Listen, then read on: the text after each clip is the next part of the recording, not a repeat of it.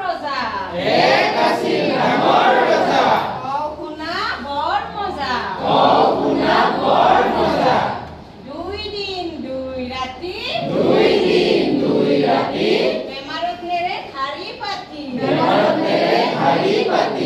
3 দিনৰ কবিৰাজ আহিল দেখে ৰজাৰ জীৱন কাহিনী 4 পালি ঔষধ দিলে ৰজাই নিতৌ এপালি দিলে 5-6 দিন এনেকৈয়ে গ'ল 7 দিনতো ভাল নহ'ল 8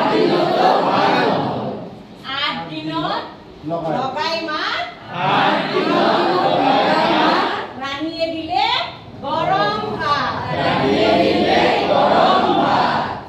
9 দিনত বল পালে 10 দিনত